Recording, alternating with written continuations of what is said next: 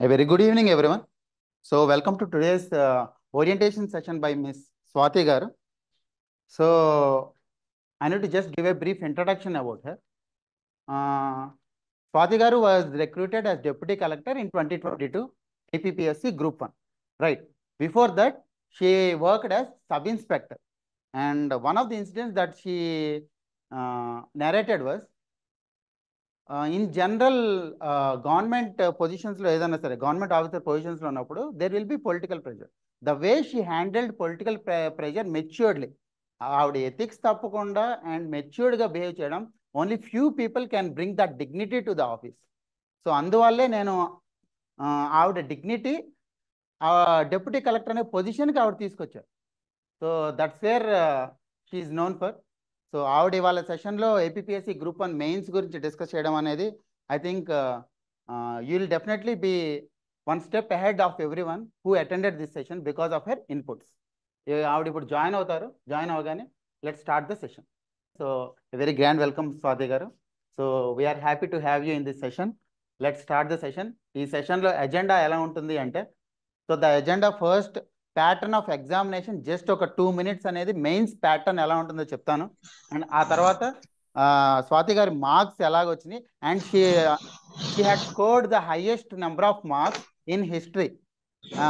1 or 2 marks సాధించారు. దాని గురించి మీకు టిప్స్ కూడా ఇస్తారు ఎలా చేయాలి అనేది. అండ్ చిన్న చిన్న కామన్ మిస్టేక్స్ ఏవైతే ఉన్నాయో ఆ కామన్ మిస్టేక్స్ ఎలా అవాయిడ్ చేయాలో చెప్తారు. అండ్ మీ క్వశ్చన్స్ ఏవైతే ఉన్నాయో మీ క్వశ్చన్స్ కూడా మేడంని అడగచ్చు. అట్ ది సేమ్ టైం తెలుగులో ఎలా ప్రిపేర్ అవ్వాలి. అండ్ యాజ్ ఐ సెడ్, ఆవిడ ఎస్ఐగా వర్క్ చేస్తున్నప్పుడు కూడా she had prepared. So working professionals అనేవాళ్ళు వాళ్ళ డ్యూటీస్ని, and that government officer and in the time of election టైంలో కూడా మీ డ్యూటీస్ని మేనేజ్ చేసుకుంటూ హౌ యూ కెన్ ప్రిపేర్ అనేది madam will be taking it. Okay, right. So now regarding the pattern of examination. Regarding the pattern of examination, as you know, mains pattern have 5 papers in which essay paper ఉంటుంది, second paper history ఉంటుంది, third paper వచ్చేసరికి constitution, ethics and law ఉంటుంది, fourth paper economy ఉంటుంది, fifth paper science and technology ఉంటుంది.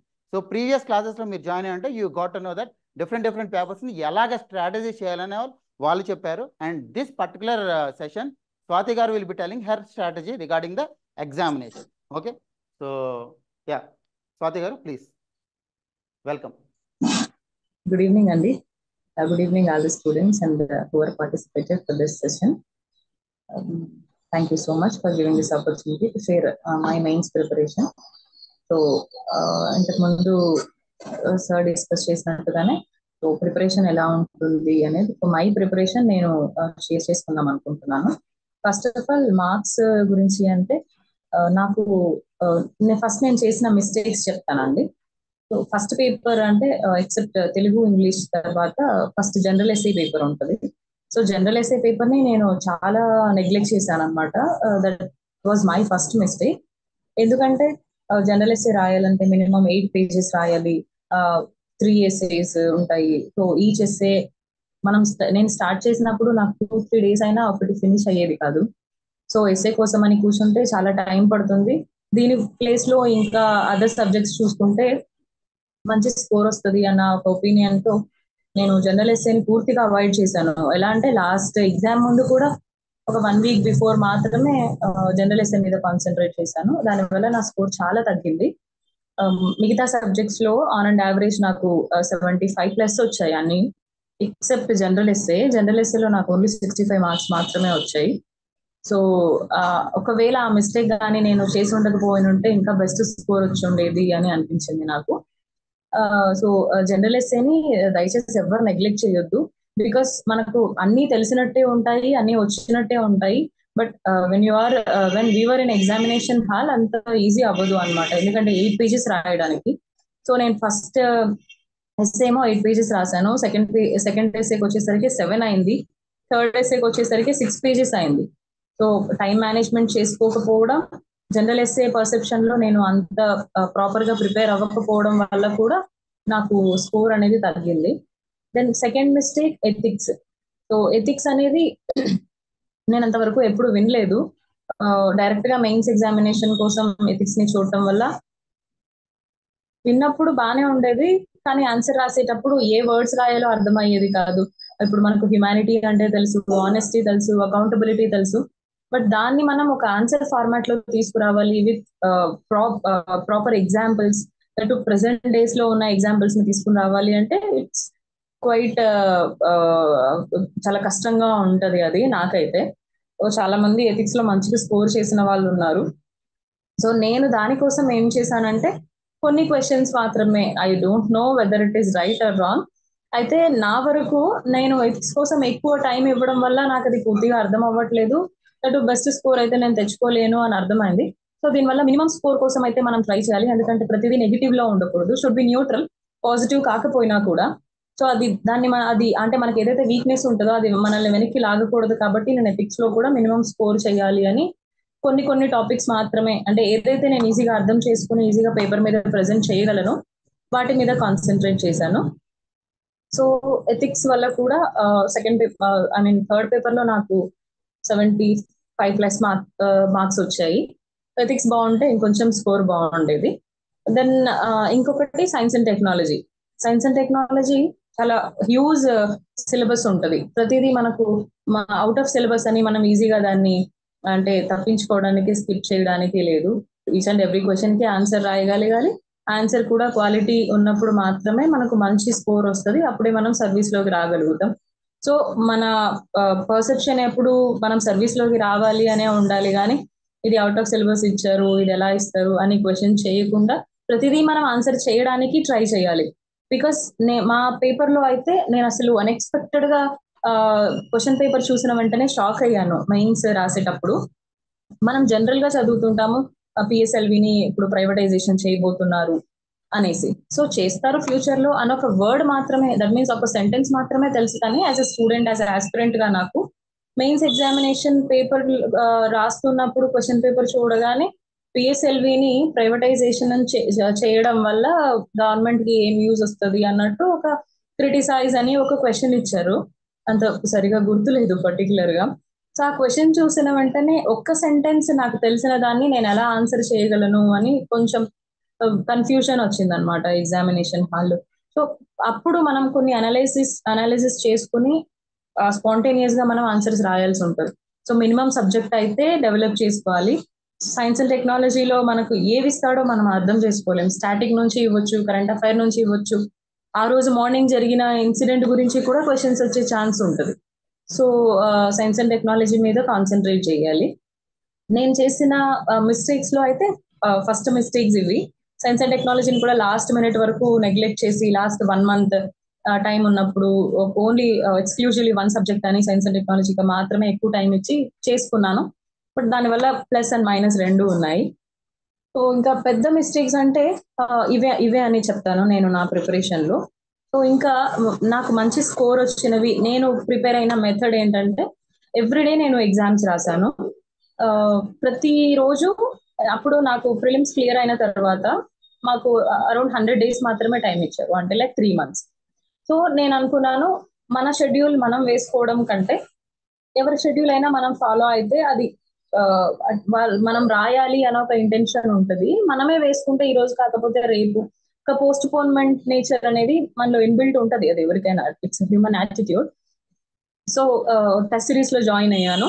Test series కూడా ఒక unit ఆ రోజు చదవాలి, ఎగ్జామ్ రాయాలి, నెక్స్ట్ డే నెక్స్ట్ యూనిట్, ఇలా టోటల్ గా అరౌండ్ మనకి ప్రతి సబ్జెక్ట్ లోనూ 5 units ఉన్నాయి. So 5 units 5 days, 6th day gap, 7th day grand test.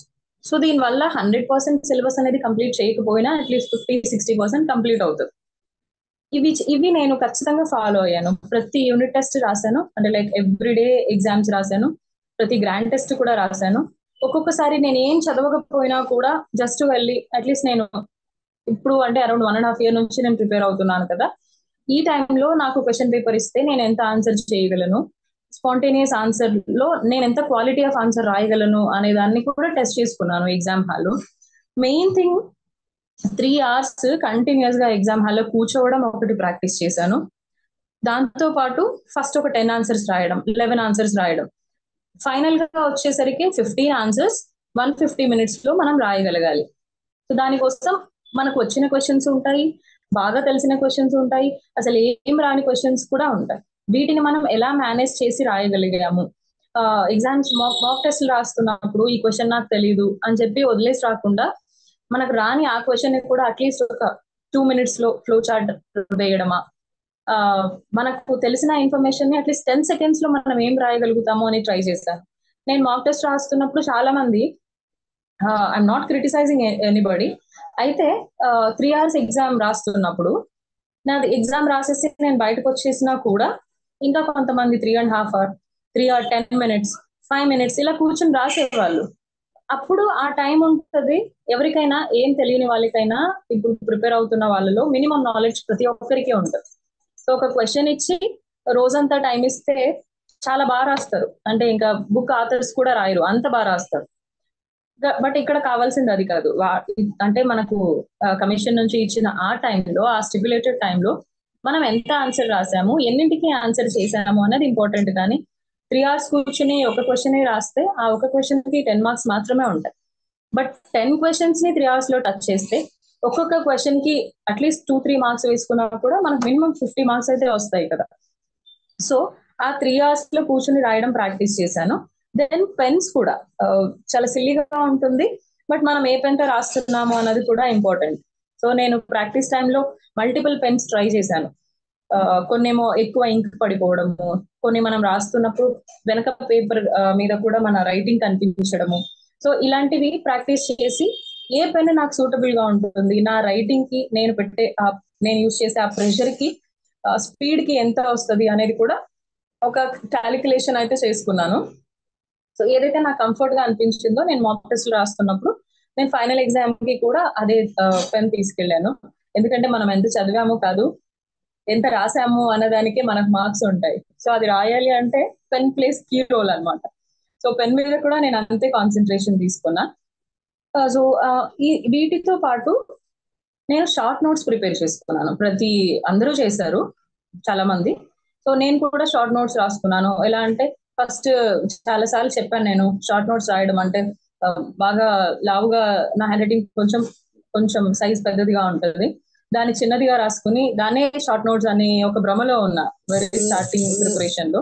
కానీ అలా కాదు, షార్ట్ నోట్స్ అంటే ఒక పదం చూస్తేనే మనం దానికి అట్లీస్ట్ ఒక 1/2 page 1 page ఆన్సర్ రాయగలిగేలా ఉంటేనే అదే షార్ట్ నోట్స్ అని నా ప్రిపరేషన్ లో నాకు అర్థమైంది. చాలా టైం తక్కువ ఉన్నప్పటికీ కూడా ఆ 1 day లోనే ఆ యూనిట్ చదవడంతో పాటు చాలా లేట్ నైట్స్ కూడా అయ్యేవి, అయినా కూడా నోట్స్ రాసుకున్నాను. ఈ నోట్స్ నాకు ఎంత యూజ్ అయిందంటే last day of examination 7 days లో చాలా కన్సిస్టెన్సీ మెయింటైన్ చేయాలి, హెల్దీగా ఉండాలి, యాక్టివ్ గా ఉండాలి. మనం ఏం చదివామో అదంతా కూడా మనం రివైజ్ చేసుకుని ఎగ్జామ్ హాల్లో పెట్టగలగాలి. సో వీటికి అన్నింటికి మనకు ప్రతి పేపర్ లోను ఇండియన్ హిస్టరీ, ఏపీ హిస్టరీ, మళ్ళీ ఇండియన్ హిస్టరీలో ఏన్షియంట్, మిడివల్, మోడర్న్, తర్వాత జాగ్రఫీలో ఏపీ, ఫిజికల్ జాగ్రఫీ, రకరకాల బుక్, ఒక్కొక్క దానికి ఒక్కొక్క మెటీరియల్ చదువు ఉంటాం మనం. ఆ మెటీరియల్స్ అన్ని మనం ఎగ్జామ్ హాల్లో ముందేసుకుని కూర్చుని ఇలా పేర్చుకుంటూ పోతే మినిమం 12 books అవుతాయి. ఆ 12 books లో కనీసం 12 pages ని కూడా రివైజ్ చేయలేం. సో ఎగ్జామ్ హాల్లో మనము మెయిన్స్ ఎగ్జామ్ రాసేటప్పుడు ఏం స్ట్రగుల్స్ ఫేస్ చేస్తాము అని కొన్ని అజంప్షన్ చేసుకుని నేను ఇన్ని బుక్స్ రివైజ్ చేయలేను, సో ప్రతిదీ నేను పేపర్లో రాసుకోవాలి, ఈ పేపర్సే రివైజ్ చేయాలి అని చెప్పి నేను స్ట్రిక్ట్ గా ఆ పేపర్స్ కి మాత్రమే ఫిక్స్ అయ్యాను.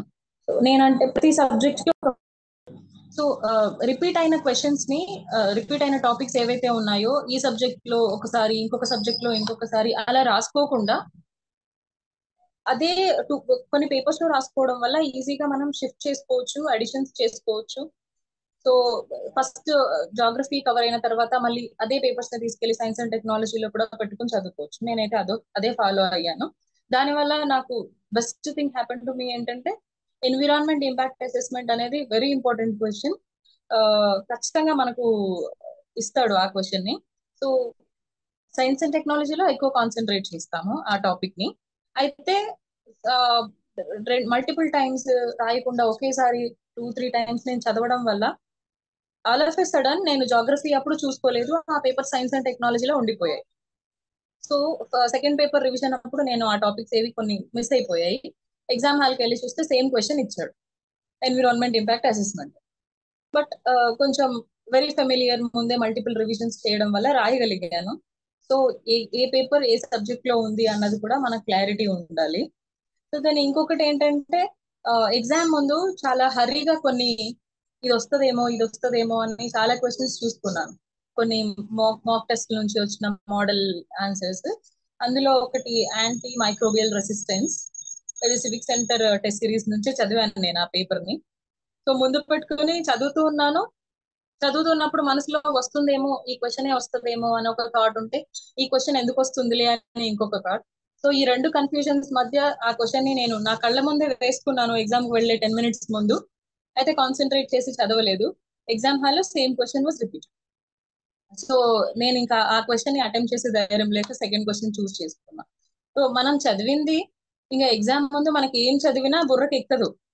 సో ముందు నుంచే ఏం చదవాలనుకుంటున్నాము అని ప్లాన్ గా చదువుకుని ఎగ్జామ్ కి ముందు వాటిని మాత్రమే రివైజ్ చేసుకోగలిగితే ఖచ్చితంగా మనం ఇవ్వాల్సింది 100% ఇవ్వగలుగుతాం.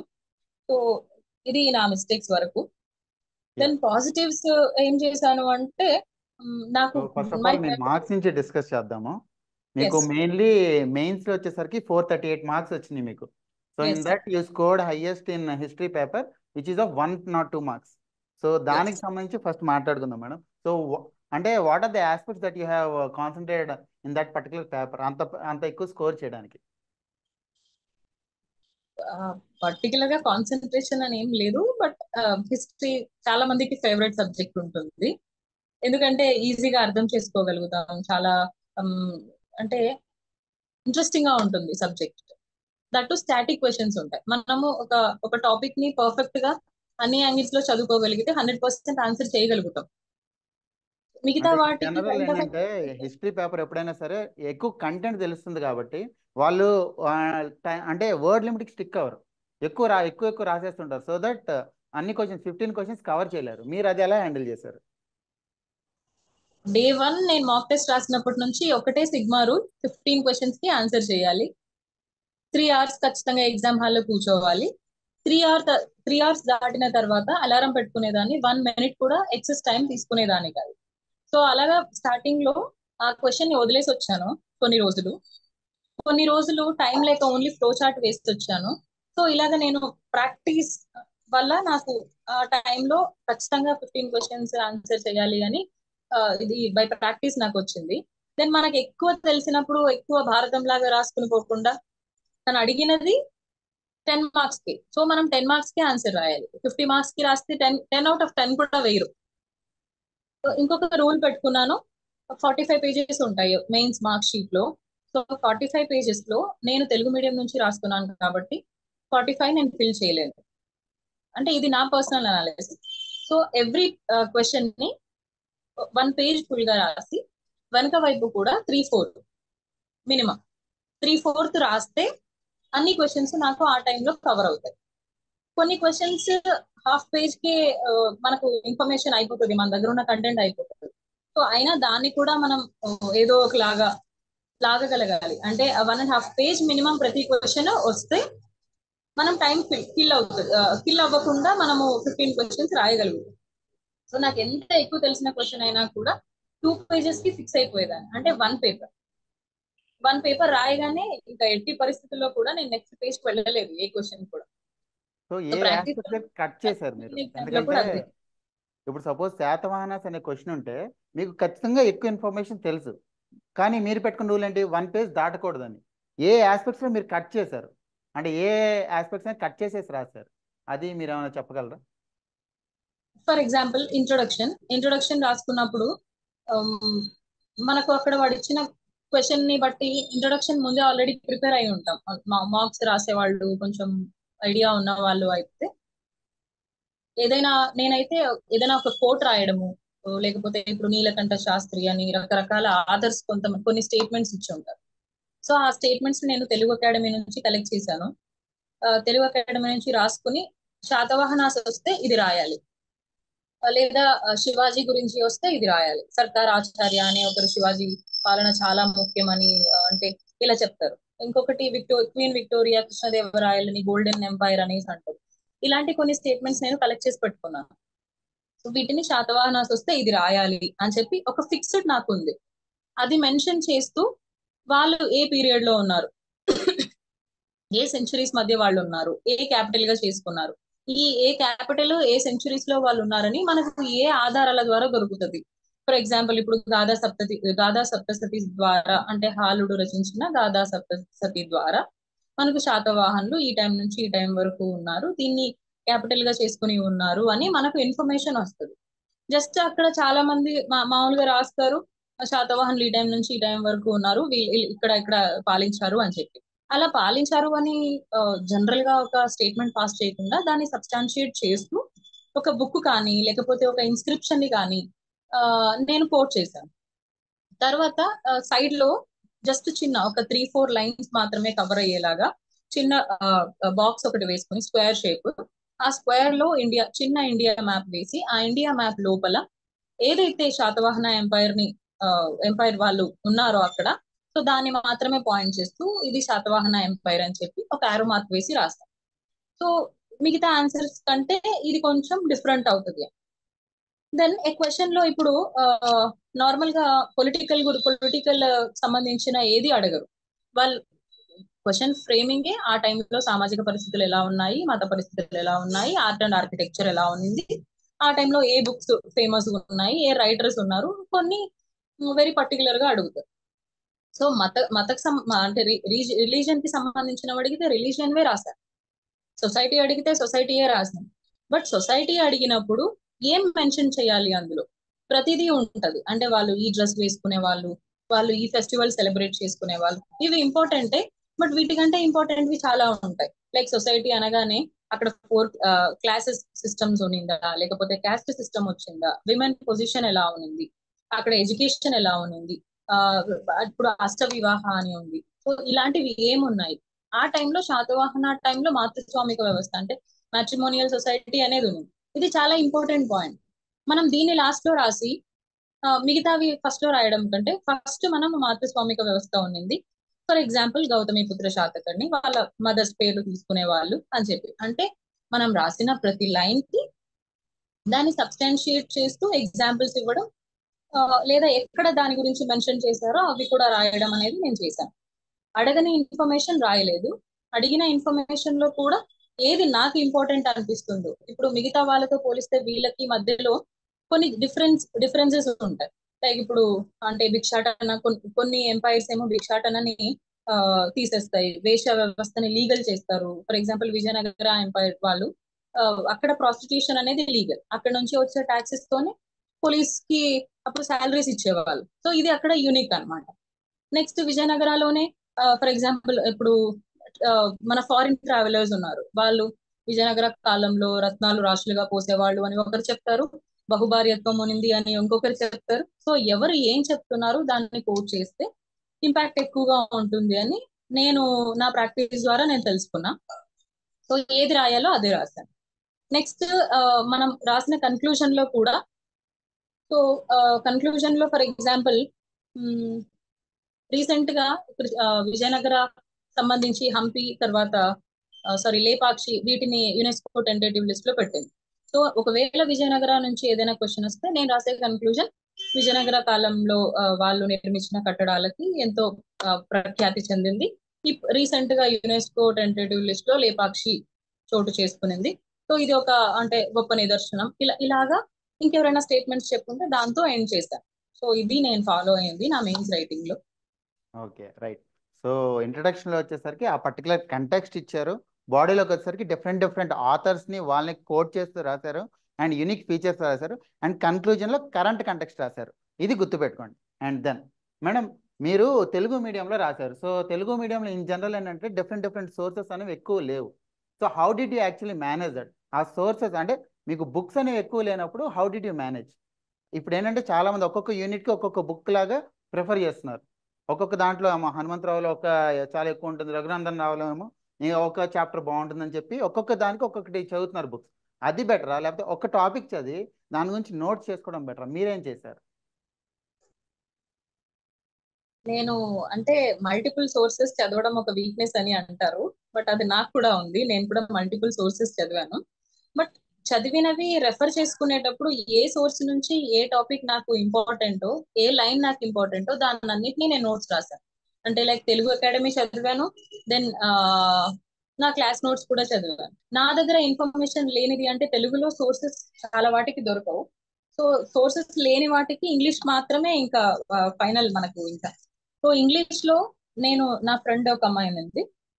సో తను నాకు ఇంగ్లీష్ కంపానియన్ అనమాట. తను ఇంగ్లీష్ మీడియంలో రాసింది, నేను తెలుగు మీడియంలో రాశాను. సో తెలుగుది నేను చదివి తనకు ఎక్స్ప్లెయిన్ చేసేదాన్ని, ఇంగ్లీష్ తను చదివి నాకు ఎక్స్ప్లెయిన్ చేసేది. దీంతో పాటు ఇంగ్లీష్ అనేది ఒక బ్యారియర్ లాగా ఉండకుండా ఇంగ్లీష్ లో కూడా చదివి తెలుగులో రాసుకోగలగాలి. కొన్నిసార్లు గూగుల్ ట్రాన్స్లేషన్ చేసుకున్నాం, కొన్నిసార్లు మనకు కంటెంట్ అర్థమైనప్పుడు దాన్ని పెద్ద పెద్ద పదాలు వాడకుండా చిన్న చిన్న పదాలతోనే మనం అర్థమయ్యేలాగా ఆన్సర్ రాయొచ్చు. చాలా మంది ఫ్యాకల్టీ చెప్పారు, 8th క్లాస్ పిల్లోడు చదివినా కూడా అర్థమయ్యేలాగా మనం ఎగ్జామ్స్ రాస్తేనే మనకు మార్క్స్ వస్తాయి అని. సో నేను అదే ఫాలో అయ్యాను, పెద్ద పెద్ద పదాలు అస్సలు వాడలేదు. ఎందుకంటే పూర్తిగా తెలుగు రాదు, పూర్తిగా ఇంగ్లీష్ రాదు, మధ్యలో ఉంటాం.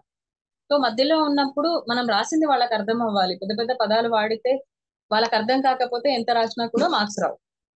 సో ఇంగ్లీష్ లో చదివినా కూడా దాన్ని తెలుగులోకి ట్రాన్స్లేట్ చేసుకుని మినిమం తెలుగు పదాలతో, ఒకవేళ పూర్తిగా అది తెలుగు పదమే తెలియదు, గూగుల్ ట్రాన్స్లేషన్ చేసినా గుర్తు రాదు అన్నప్పుడు బ్రాకెట్ లో ఇంగ్లీష్ పదాన్నే తెలుగులోకి ట్రాన్స్లేట్ చేసి, అంటే లైక్ ఇంగ్లీష్ అంటారు, తెలుగు స్క్రిప్ట్ బట్ అక్కడ వర్డ్ ఏమో ఇంగ్లీష్ ఉంటది. అలా కూడా నేను కొన్ని రాశాను. పూర్తిగా ఇప్పుడు మైక్రోబియల్ రెసిస్టెన్స్ కి తెలుగులో ఏమంటారో తెలియదు నాకు, సో అక్కడ యాంటీ మైక్రోబియల్ రెసిస్టెన్స్ అనే రాశాను, బట్ స్క్రిప్ట్ తెలుగులో రాశాను. సో ఇంగ్లీష్ లో కూడా సోర్సెస్ చదివితేనే మనకు ఎక్కువ ఇన్ఫర్మేషన్ అనేది మనం కలెక్ట్ చేసుకోగలుగుతాం. యూపీఎస్సీ వాళ్ళు ప్రతి ఒక్కరు ఏపీఎస్సీ అండ్ టీఎస్పీఎస్సీ రాస్తారు. వాళ్ళే రాసి వాళ్ళే జాబ్ తెచ్చుకునేటప్పుడు ఇంకా మనం ఎందుకు చదవడం తెలుగు మీడియంలో ఉండి. సో ఖచ్చితంగా వాళ్ళు ఏది ఫాలో అవుతారో మనం అది కూడా ఫాలో అవ్వాలి. మనకున్న అడ్వాంటేజ్ ని ఇంకా దాన్ని ఇంకా పెంచుకోగలగాలి. డిసడ్వాంటేజ్ ని అట్లీస్ట్ మనం మేనేజ్ చేసుకోగలగాలి. సో అది చేశాను. లేవరేజింగ్ యువర్ అడ్వాంటేజ్ అంటే మీ యొక్క స్ట్రెంగ్త్ని ఎక్కువ లేవరేజ్ చేసుకోవాలి, మీ యొక్క డిసడ్వాంటేజ్ని తగ్గించుకుంటూ ఉండాలి. ఈ పాయింట్ చాలా బాగుంది, గుర్తుపెట్టుకోండి. అండ్ దెన్ ఇంకొకటి నెక్స్ట్ వచ్చేసరికి in general there is a perception that స్టాటిక్లో ఎవరైతే స్ట్రాంగ్గా ఉంటారో వాళ్ళు డైనమిక్లో అంత స్ట్రాంగ్గా ఉండరని. కానీ మీరు ఏమన్నా యావరేజ్ 75 కంటే ఎక్కువ స్కోర్ చేశారు. ఇట్ మీన్స్ దట్ మీరు పేపర్ 4లో కూడా చాలా బాగా స్కోర్ చేసినట్టు ఎకానమీ పేపర్లో. So how did you manage economy paper mainly? Paper లో 4th పేపర్ నాకు 95 మార్క్స్ వచ్చాయి. 95 చాలా మంచి స్కోర్. 95 95 మార్క్స్ అంటే నాకు తగ్గినంత జనరల్ ఎస్ఏలో తగ్గిపోయింది, మిగతావన్నీ బాగానే వచ్చాయి. సో ఎకానమీ బుక్స్ తీసుకుని మెయిన్స్ కోసం ప్రిపేర్ అవుతున్నప్పుడు పూర్తిగా బ్లాంక్ అన్నమాట. ఎందుకంటే ఏ సిలబస్ ని చూసుకున్నా ఏ బుక్ లోనూ ఆన్సర్ ఉండట్లేదు. ఏపీఎస్సి యొక్క సిలబస్ ఎలా ఉంటుందంటే ప్రతిదీ ప్రెసెంట్ డేస్ లో ఏం నడుస్తుంది, ఇన్ఫ్లేషన్, రూపీ డిప్రిసియేషన్, డాలర్ వాల్యూతో రూపీ ఏంటి, డీజిల్ ఈ క్రూడ్ వీటికి సంబంధించినవి ఎందుకు తగ్గిపోతున్నాయి, డెఫిసిట్ ఎందుకు ఉంది, డెఫిసిట్ డెఫినేషన్, డెఫిసిట్ ఆ రోజు ఎలా ఉంది అంటే ఆ ఫినాన్షియల్ ఇయర్ లో ఎలా ఉంది అన్నది ప్రతి బుక్ లో ఉంటది. కానీ డెఫిసిట్ ఎందుకు తగ్గింది, తగ్గినప్పుడు ఏం చేయాలి, గవర్నమెంట్ ఏం చేసింది అన్నది లేదు. సో చాలా ప్రాబ్లం అయింది నేను చదువుకునేటప్పుడు. కంటెంట్ తెలుసు కానీ ఎలా రాయాలో ఎలా చేయాలో తెలియలేదు. సో ఇక్కడ కూడా మళ్ళీ సేమ్ రూల్, ప్రతి సిలబస్ లో ఉన్న ప్రతి లైన్, అంటే for example inflation. So first inflation అంటే ఏంటి డెఫినేషన్ రాసుకున్నాను. ఇన్ఫ్లేషన్ టైప్స్ ఉంటాయి, సో ఆ టైప్స్ రాసుకున్నాం, ప్రతి టైప్ కి ఒక ఎగ్జాంపుల్. వీటితో పాటు ఎందుకు ఇన్ఫ్లేషన్ వస్తుంది, రీజన్స్, ఇన్ఫ్లేషన్ ని తగ్గించాలంటే ఏం చేయాలి, సొల్యూషన్స్, దీనికి గవర్నమెంట్ ఏం చేసింది, లైక్ ఇండియన్ గవర్నమెంట్ ఏం చేసింది, సో ఇన్ఫ్లేషన్ తగ్గించడానికి ఏమైనా చేసిందా, ఆ స్టెప్స్ రాసుకుంటాం విత్ ఎగ్జాంపుల్స్. ఇదే టైప్ లో నేను ఏపీఎస్సి రాస్తున్నాను కాబట్టి ఏపీలో ఇన్ఫ్లేషన్ తగ్గించడం కోసం ఏమైనా స్టెప్స్ తీసుకున్నారా, సో ఇలా ప్రతి క్వశ్చన్ కి ఇలా ఆన్సర్ రాసుకున్నాను అనమాట. ఇండియన్ ఓరియంటేషన్ లో చూస్తూ ప్లస్ ఏపీ ఓరియంటేషన్ కూడా. సో ఎకానమీ అంత ప్రాబ్లం అనిపించలేదు వన్స్ ఎలా రాయాలి అని కొంచెం అర్థమైన తర్వాత. బట్ బడ్జెట్, సర్వే ఇవి రెండు భగవద్గీత మనకు. ఖచ్చితంగా AP budget survey plus India budget survey ఖచ్చితంగా చదవాల్సిందే. Previous year budget, present year budget చదివితే ఇంకా మంచిది. ఎందుకంటే అప్పటికి ఇప్పటికి మనకు ఏం వేరియేషన్స్ వచ్చింది, ఇంక్రీజ్ అయిందా, డిక్రీజ్ అయిందా, ఎందుకు డిక్రీజ్ అయింది. సో ఇవన్నీ మనం చూస్తాం. మనము ఇప్పుడు ఫర్ ఎగ్జాంపుల్ అన్ఎంప్లాయ్మెంట్ గురించి ఒక క్వశ్చన్ ఇచ్చినప్పుడు ఇయర్ లో అన్ఎంప్లాయ్మెంట్ ఇలా ఉంది అనే ఒక పర్సెంటేజ్ రాసే బదులు లాస్ట్ ఇయర్ ఇలా ఉన్నింది, గవర్నమెంట్ ఈ స్టెప్స్ తీసుకోవడం వల్ల ఇయర్ ఇలా తగ్గింది, ఇంకా కొన్ని స్టెప్స్ మీరు సజెస్ట్ చేస్తూ అవి తీసుకుంటే ఇంకా తగ్గించవచ్చు, లైక్ సింగిల్ డిజిట్ తీసుకురావచ్చు, లేదా ఐఎంఎఫ్ ఇలా చెప్పింది, వరల్డ్ బ్యాంక్ ఇలా చెప్పింది, ఇలాంటివి ఏమైనా స్టేట్మెంట్స్ కోట్ చేస్తే బెస్ట్ ఉంటది. నేనైతే ఇవన్నీ చేశాను. స్కీమ్స్ చాలా బాగా చూసుకోవాలి, ఎందుకంటే ఏమి ఇప్పుడు వచ్చినా నిరుద్యోగం కనిపించిందంటే చాలు ఓకే, దీంట్లో మళ్ళీ మనం చాలా టైప్స్ మాత్రమే ఎక్కువ ఇంట్రెస్ట్ గా చదువుతుంటాం. డిస్గైజ్డ్ అన్ఎంప్లాయ్మెంట్ అంటే ఏంటి, రకరకాలుగా. సో ఇప్పుడు స్వాతి గారు, ఇన్ఫ్లేషన్ రాసేటప్పుడు, అన్ఎంప్లాయ్మెంట్ రాసేటప్పుడు మనం స్కీమ్స్ ఎలా ఇంటిగ్రేట్ చేయాలనేది చెప్తున్నారు. ప్లీజ్. అదేనండి, అంటే ఇప్పుడు అన్ఎంప్లాయ్మెంట్ కి మనం బెస్ట్ సొల్యూషన్ ఒకటి అంటే ఆంధ్రప్రదేశ్ లో తీసుకొచ్చారు రిజర్వేషన్. అంటే ప్రతి ప్రైవేట్ ఇండస్ట్రీలోను లోకల్లో ఇండస్ట్రీస్ పెట్టేటప్పుడు 75% ఎంప్లాయ్మెంట్ అనేది లోకల్ వాళ్ళకి ఇవ్వాలి. వీటితో పాటు స్కిల్ డెవలప్మెంట్ కోసం కొన్ని స్కీమ్స్ ఉంటాయి. మర్చిపోయాను, ఆల్మోస్ట్ పెద్దగా గుర్తులేవు. సో ఆ స్కీమ్స్ నేమ్స్ ఇప్పుడు ఏమేమి ఉంటాయి, జవహర్ నాలెడ్జ్ సెంటర్స్ అని అప్పుడు ఉండేవి. సో కొత్త కొత్త స్కీమ్స్ అనేవి తీసుకొని వచ్చి ఉంటది గవర్నమెంట్. సో వాటిని మనం కోట్ చేస్తూ ఈ స్కీమ్స్ వల్ల ఇప్పుడు ప్రతిదీ అంటే టైలరింగ్ నేర్పిస్తూ ఉంటారు, బ్యూటీషియన్ కోర్సెస్ నేర్పిస్తుంటారు, specially women. Next education support చేయడం కోసం ఇవన్నీ రాసుకోవచ్చు. Jagananna Vasathi, sorry sorry sorry to quote all the names.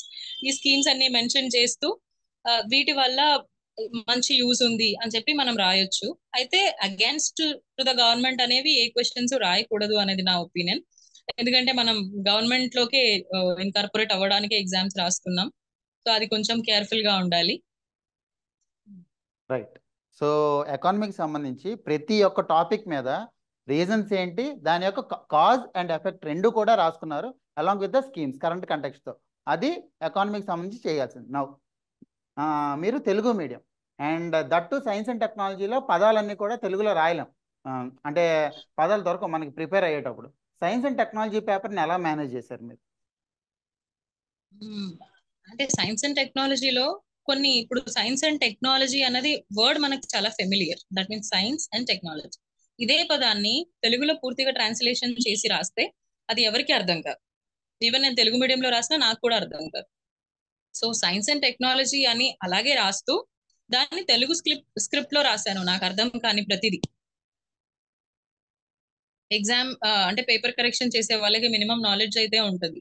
మనం విజ్ఞాన ప్రదర్శనలు చేయాల్సిన అవసరం లేదు, మనకు తెలిసిన ఇన్ఫర్మేషన్ రాస్తే సరిపోతుంది. సో నేను నాకు ఎంత తెలుసు అనేది చూసుకున్నాను, కానీ ఏ భాషలో తెలుసు అనేది నేను ఫోకస్ చేయలేదు.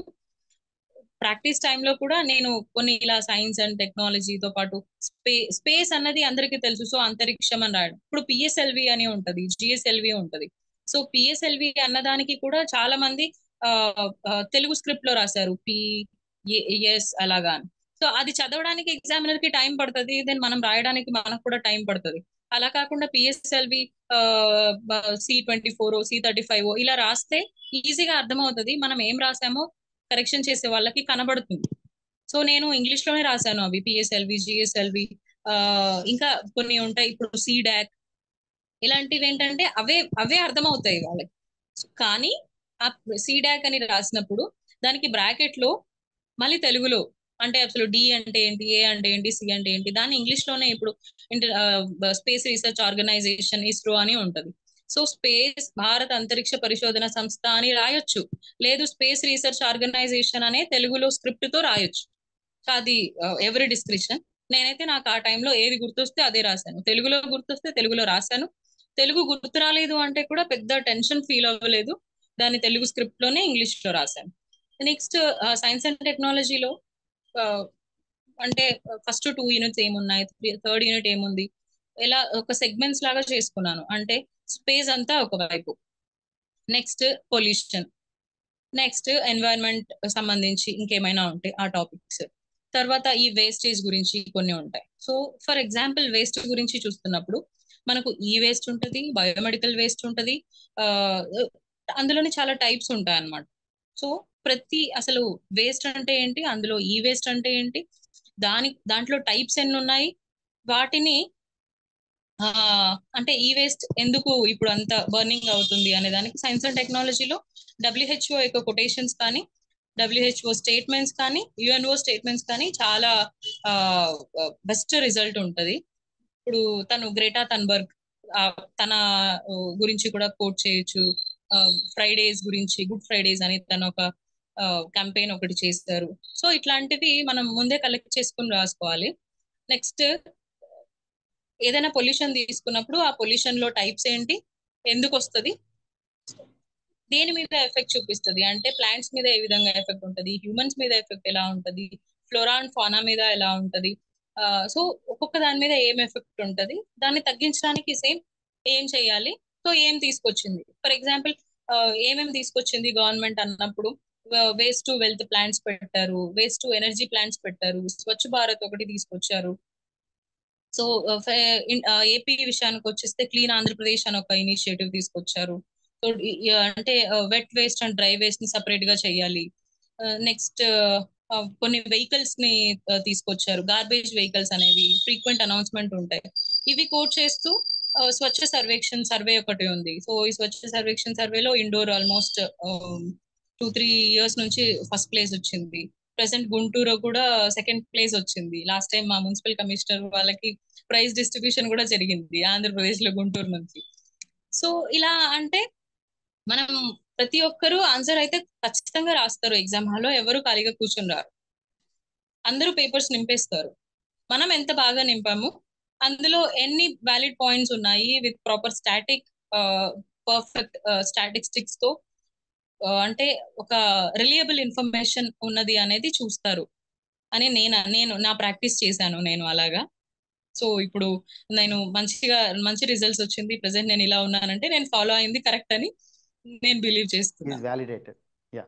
సో మెయిన్లీ సైన్స్ అండ్ టెక్నాలజీలో చాలా మంది ఏంటంటే ఈ పదాలు గుర్తురాక స్ట్రక్ అయిపోతుంటారు రాసేటప్పుడు. సో మీరు వ్యావహారిక భాషలో రాస్తే చాలు, గ్రాంధిక భాషలో రాయక్కర్లేదు. So don't concentrate on the language, concentrate on the content that you are writing in it, right? So Swathi గారు, మెయిన్లీ చాలామంది ఏంటంటే మెయిన్స్ ప్రిపేర్ అయ్యేటప్పుడు పాలిటీ ఎలా రాయాలి, హిస్టరీ ఎలా రాయాలి, జాగ్రఫీ ఎలా రాయాలి, ఇలాంటి వాటి మీద కాన్సన్ట్రేట్ చేస్తారు తప్ప మెయిన్ ఆస్పెక్ట్స్ లైక్ ఎథిక్స్ కావచ్చు, గవర్నెన్స్ కావచ్చు, లా కావచ్చు, ఇవి కూడా equal important along with the society. So అది మీరు ఎలాగ ప్రిపేర్ అయ్యారు? ఎందుకంటే ఇవన్నీ కూడా సప్లిమెంటరీ సబ్జెక్ట్స్ లా ఫీల్ అవుతారు. సో గవర్నెన్స్ అండ్ ఎథిక్స్ లా కూడా ఈక్వల్ వెయిట్ ఉంటది. అయితే చాలా మంది దాన్ని అంటే స్కిప్ చేస్తూ ఉంటారు, పాలిటీకి ఎక్కువ ఇంపార్టెన్స్ ఇస్తూ ఉంటారు, గవర్నెన్స్ అండ్ ఎథిక్స్ లాకి తక్కువ ఇంపార్టెన్స్ ఇస్తూ ఉంటారు. సో అలా కాకుండా ఈక్వల్ ఇంపార్టెన్స్ అనేది నీడెడ్. ఎందుకంటే మా క్వశ్చన్ పేపర్ లో గవర్నెన్స్ క్వశ్చన్సే ఎథిక్స్ లో కూడా వచ్చాయి. సో లా వెయిటేజ్ తగ్గిపోయింది, సో గవర్నెన్స్ ఎథిక్స్ రెండు మిక్స్ అయిపోయాయి. లిటరలీ నాకు ఎగ్జామ్ రాసేటప్పుడు సేమ్ క్వశ్చన్ నే మళ్ళీ రిపీటెడ్ గా ఆన్సర్ చేస్తున్నానేమో అని అనిపించింది, whether I'm right are wrong అని ఒక డైలమో వచ్చింది అనమాట ఎగ్జామ్ హాల్లో. సో గవర్నెన్స్ కి ఖచ్చితంగా 100% ఇంపార్టెన్స్ ఇవ్వాలి అలాంగ్ విత్ పాలిటీ. ఎందుకంటే పాలిటీలో చదివిన ప్రతిదీ మనం అడ్మినిస్ట్రేషన్ ఓరియంటెడ్ లో చూస్తే దట్ ఈస్ గవర్నెన్స్. పాలిటీ మొత్తం ఆర్టికల్స్ తో సహా బైహార్ట్ చేసేస్తాము, ప్రతి ఆర్టికల్ ని గుర్తుపెట్టుకుంటాము, కేసెస్ గురించి చదివేస్తాము, కానీ గవర్నెన్స్ కి వచ్చేసరికి ఎలా ఆన్సర్ చేయాలో కూడా అర్థం కాదు. సో ఖచ్చితంగా గవర్నెన్స్ కి ఈక్వల్ ప్రయారిటీ అయితే ఇవ్వాలి. కానీ గవర్నెన్స్ క్వశ్చన్స్ రాస్తున్నప్పుడు కూడా polity and governance are not difference అనమాట, రెండు సైమల్టేనియస్ గా మనం చదవాల్సి వస్తుంది, రెండు ఈక్వల్ వెయిటేజ్ అయితే ఇవ్వాలి. కానీ గవర్నెన్స్ విషయానికి వచ్చేసరికి కొంచెం అడ్మినిస్ట్రేషన్ ఓరియంటెడ్ లో ఉంటుంది. ఇప్పుడు ఫర్ ఎగ్జాంపుల్ మనము సిబిఐ, ఈడీ ఇవన్నీ రెగ్యులర్ గా న్యూస్ లో వింటూ ఉంటాం. సిబిఐ అనేది జస్ట్ పాలిటీలో ఒక పేపర్ లో లక్ష్మీకాంత్ లో చదివేసి వదిలేస్తాం. అలా కాకుండా అసలు సిబిఐలో ఏ ఆర్టికల్ ప్రకారం, అది కాన్స్టిట్యూషనలా, నాన్ కాన్స్టిట్యూషనలా, లేదా ఏ కమిటీ ప్రకారం తీసుకొచ్చారు, ఇండియన్ పోలీస్ యాక్ట్ నుంచి, ఢిల్లీ పోలీస్ యాక్ట్ నుంచి తీసుకున్నారు, సిబిఐ ఎస్టాబ్లిష్ అయింది, దాంట్లో ఎంతమంది ఉంటారు, ఎవరెవరు ఉంటారు. ప్రెసెంట్ ఫర్ ఎగ్జాంపుల్ ఒక క్వశ్చన్, సిబిఐ ఎందుకు టూత్లెస్ టైగర్ లాగా, టూత్లెస్ లయన్ లాగా ఉంది అని చెప్పి ఒక క్వశ్చన్ ఇస్తే, సో దానికి మనం ఫర్ గా రాయాలి, ప్లస్ నెగటివ్ గా కూడా రాయాలి. Like criticise, analysis, explain, describe, వీటిని మనం కొంచెం వర్కౌట్ చేసుకుని దేనికి ఎలా ఆన్సర్స్ రాయాలో రాయాలి. వీటితో పాటు prior permission from the states.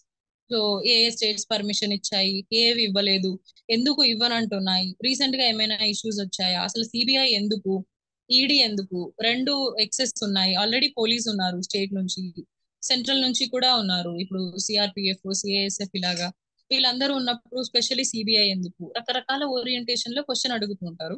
మనం జస్ట్ సిబిఐ ఏంటి, ఎవరెవరు ఉంటారు, వాళ్ళ అపాయింట్మెంట్స్ ఏంటి, ప్రమోషన్స్ ఏంటి, రిటైర్మెంట్ ఏంటి, సాలరీస్ ఎలా ఉంటాయి, ఏదైనా కమిటీ ఉంటే ఇంతవరకే మనం చూస్తాము వెన్ కమ్ టు పాలిటీ. అదే గవర్నెన్స్ ఓరియంటేషన్ లో చూసినప్పుడు మొత్తం చదవాల్సి ఉంటుంది. సో ఈ అనాలిసిస్ గవర్నెన్స్ లో మాత్రమే ఉంటది. అనాలిసిస్ తెలిస్తే మనకు స్టాటిక్ ఈజీగా అర్థమవుతుంది.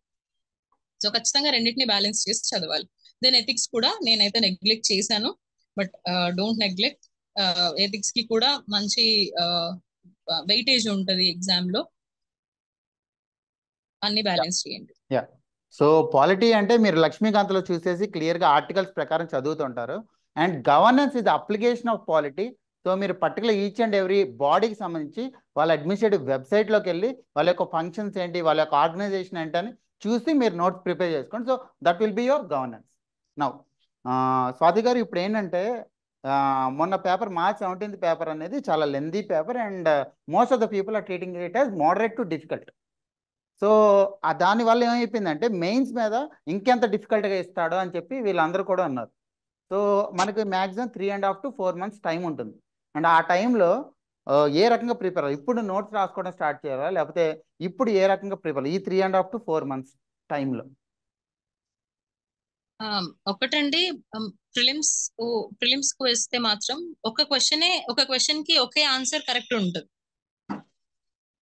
మెయిన్స్ కి వచ్చేసరికి ఒక క్వశ్చన్ కి మల్టిపుల్ ఆన్సర్స్ ఉంటాయి. నేను ఆన్సర్ రాసే విధానం ఒకలా ఉంటది, ఇంకొకరు ఆన్సర్ రాసే విధానం ఒకలా ఉంటది. సో నేను రాసిందే పర్ఫెక్ట్ ఉండదు, ఇంకొకరు రాసింది రాంగ్ ఆన్సర్ ఏమి ఉండదు. మనం ఏది రాసినా కరెక్టే మెయిన్స్ లో, కానీ అప్రోప్రియేట్ గా రాయడం అనేది important. So every year standard of question paper అనేది మారుతుంది. ప్రీవియస్ ఇయర్ అంటే నేను రాసినప్పుడు ముందు ప్రీవియస్ ఇయర్ క్వశ్చన్ పేపర్ చూసినప్పుడు ఇంత ఈజీ క్వశ్చన్ పేపరా, అబ్బా నేను రాసింటే బాగుండేది అని అనిపించింది. ఇప్పుడు రాసే వాళ్ళకి మా క్వశ్చన్ పేపర్ ఈజీ అనిపిస్తుంది. సో ఎందుకంటే డిఫికల్టీకి ఎవ్రీ ఇయర్ చేంజెస్ కి మనం కూడా మౌల్డ్ అయిపోతాం. సో ఖచ్చితంగా కాంపిటీషన్ ని బట్టి, ఉన్న వేకెన్సీస్ ని బట్టి, ప్రెసెంట్ ఎంత మంది ఉన్నారు, ఏంటి సబ్జెక్ట్ అన్ని చూసుకుని క్వశ్చన్ పేపర్ స్టాండర్డ్ అనేది అయితే ఫిక్స్ చేస్తారు. సో మనం ముందే ఫిక్స్ అయి ఉండాలి, మైండ్ లో ట్యూన్ అయిపోవాలి.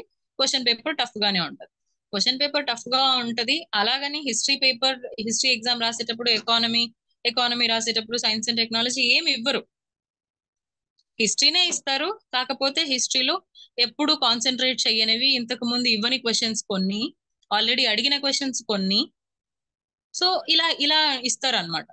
సో వీటికి అంటే శాతవాహనాస్ లేకుండా క్వశ్చన్ పేపర్ రాదు, శాతవాహనాస్దే ఇస్తాడు. కాకపోతే మనం ఎప్పుడు society, religion, art and architecture చదువుకుని పోయి ఉంటాము. అలా కాకుండా ఒక చిన్న పాయింట్ ఇచ్చి, సో ఇప్పుడు అగ్రేరియన్ సిస్టమ్, అగ్రికల్చర్ అదే చెప్పబోతున్నాను. సో అగ్రికల్చర్ గురించి వాళ్ళు ఏం మిషనరీస్ యూజ్ చేశారు అనేసి ఒక క్వశ్చన్ ఇస్తారు. మనం అగ్రికల్చర్ చేస్తారు, ఇవి పండించారు, టొబాకో పండించారు, ఇలా చదువుతాం. కానీ ఆ టైంలో ఏమేం చేశారు వాళ్ళు, ఎలాంటి మిషనరీ యూజ్ చేశారు అనేది మనం కాన్సన్ట్రేట్ చేయం. సో ఇలాంటి క్వశ్చన్ ఇచ్చినప్పుడు టఫ్ అనిపిస్తుంది మనం. సో ఎలాగో టఫ్ ఇస్తాడని తెలిసినప్పుడు చిన్న చిన్న మైన్యూట్ లో ఉన్నవి కూడా మనం కొంచెం కాన్సన్ట్రేట్ చేస్తే విల్ డెఫినెట్లీ ఆన్సర్ చేయగలుగుతాం. సో ఇప్పుడు ఎలాగో 3 months టైం ఉంది కాబట్టి మేబీ ఈ 3 months లో పెట్టొచ్చు, ఇంకా పోస్ట్ పోన్ అవ్వచ్చు, ప్రీపోన్ కూడా అవ్వచ్చు. సో ఉన్న టైం ని యూజ్ చేసుకోండి. ఎందుకంటే నేనున్న టైంలో కూడా నెక్స్ట్ వీక్ అసలు చదువుతుంటే నాకు చాలా మంది కాల్ చేసేవాళ్ళు, ఎగ్జామ్ పోస్ట్ పోన్ అంట. పోస్ట్ పోన్ అన్న ఆ ముందు రోజు 2 రోజులు చదవము, తర్వాత 2 రోజులు చదవము, బై ఇలా పోస్ట్ పోన్ అయితే అవుతుంది, టైం వస్తుంది. అప్పుడు పోస్ట్ పోన్ అవ్వలేదు అనుకో, ఇంకా మొత్తం 4 రోజులు 5 రోజులు వేస్ట్ అయిపోయి ఉంటది. సో మనం వాటిని 4 days ని మళ్ళీ బ్యాక్ తీసుకురాలేం కదా. సో పోస్ట్ పోన్ అవుతుంది అనేది అసలు మైండ్ లో పెట్టుకోకండి. ఉన్న టైం ని యూటిలైజ్ చేసుకోండి. లైక్ ఒక సిస్టమ్ లా ఒక షెడ్యూల్ వేసుకోండి. అంటే ఏ సబ్జెక్ట్ నేను ఫర్ ఎగ్జాంపుల్ నేను జనరల్ ఎస్సే వీక్ అనుకున్నాను. సో జనరల్ ఎస్సే నేను రాయలేకపోతున్నాను, దానికి ఎక్కువ ప్రాక్టీస్ నాకు అవసరం. సో ఒక 15 days నేను జనరల్ ఎస్ఏ మీద కాన్సన్ట్రేట్ చేస్తాను.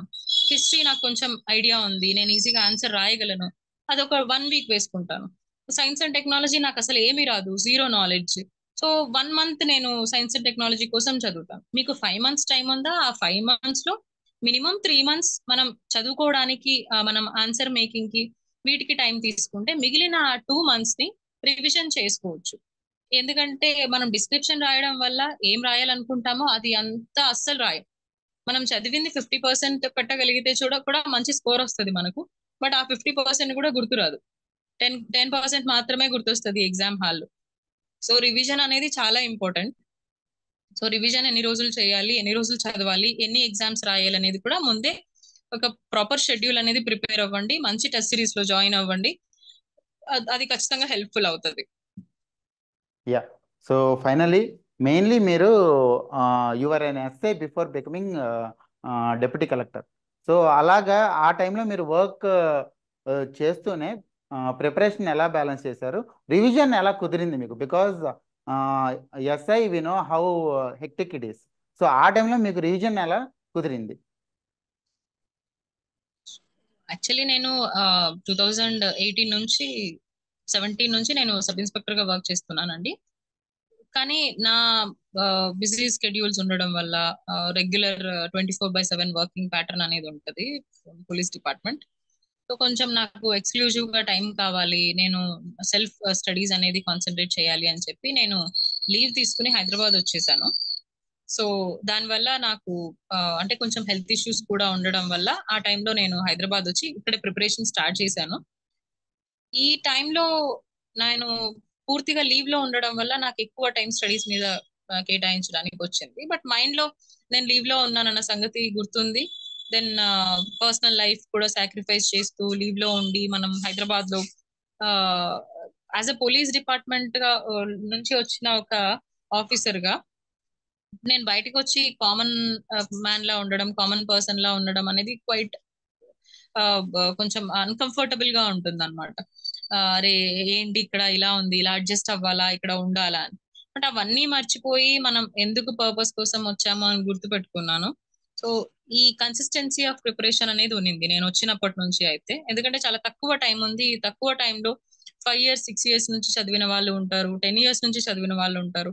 వాళ్ళతో మనం పోటీ పడి ఎగ్జామ్ రాస్తున్నప్పుడు ఉన్న టైం ని మంచిగా యూజ్ చేసుకుని ఎక్కువ నాలెడ్జ్ గెయిన్ చేసుకోవాలి, అప్పుడే మనం ఆన్సర్ చేయగలుగుతాము అనేది ఒకటి నేను స్ట్రాంగ్ గా ఫిక్స్ అయ్యాను అనమాట. నెక్స్ట్ ఈ రివిజన్స్ టైంలో నేను ప్రతి ఎగ్జామ్ రాసిన తర్వాత ఆ షెడ్యూల్ ప్రకారం ఈ 100 days టైం తర్వాత మాకు 1 month పోస్ట్ పోన్ చేశారు ఎగ్జామ్.